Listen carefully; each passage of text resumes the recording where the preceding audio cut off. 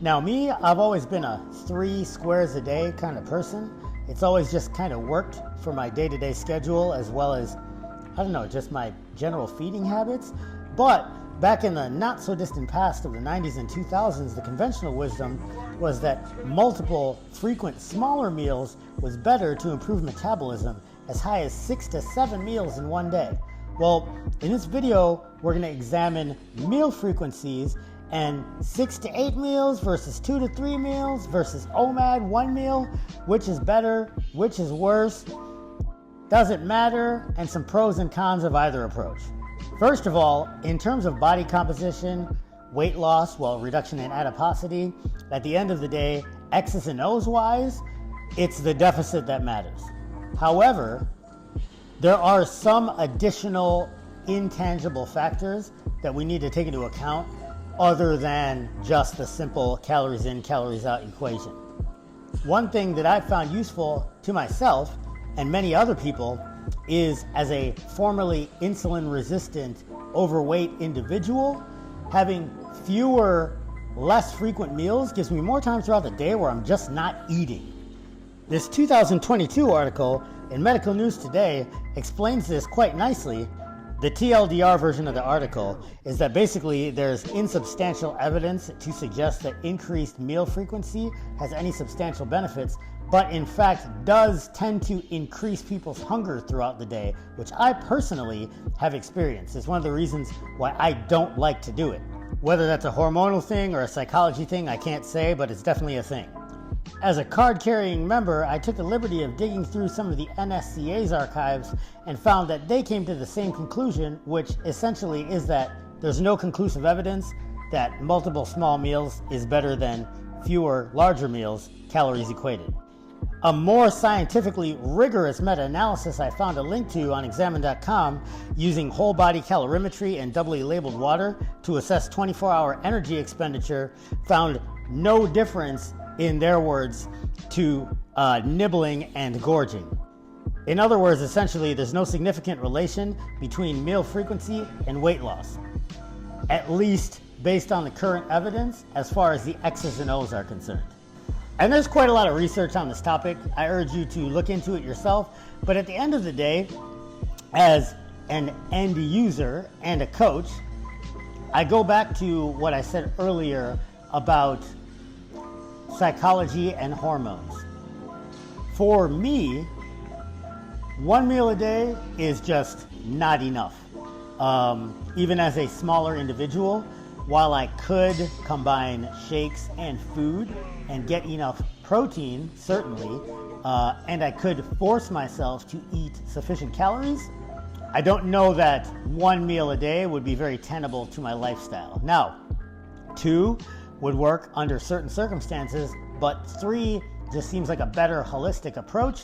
It gives me plenty of time in between meals to manage my insulin levels, kind of get over the psychological impacts of hunger, and not be so food focused throughout the day. Whereas when I've done the 4, 5, 6, 7, and I've even tried up to 8 meals per day, number one, again, I'm not a very large person, so the amount of nutrition per each meal is negligible. I mean, when we're talking 8 meals a day, we're looking at, anywhere from 150 to 300 calories a meal. That's like a can of tuna, a protein bar, like 2 scoops of whey. You know what I mean? Those aren't meals. I don't want to live like that.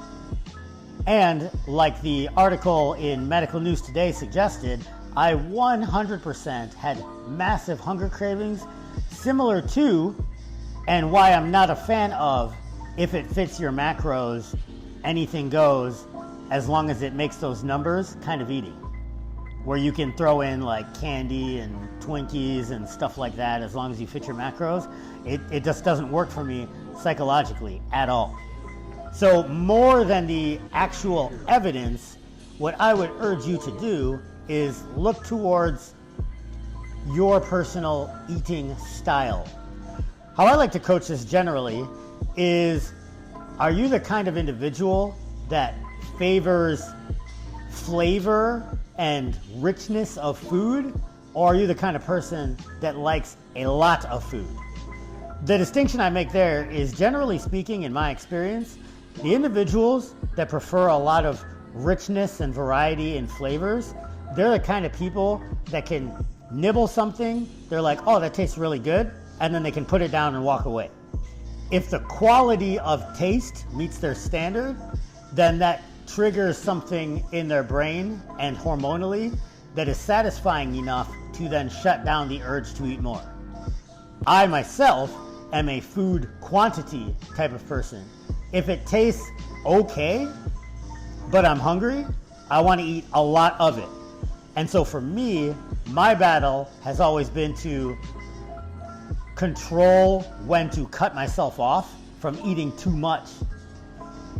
So I think if you're the former and you're a taste-focused kind of person, you might be able to get away with and be very successful doing multiple smaller meals.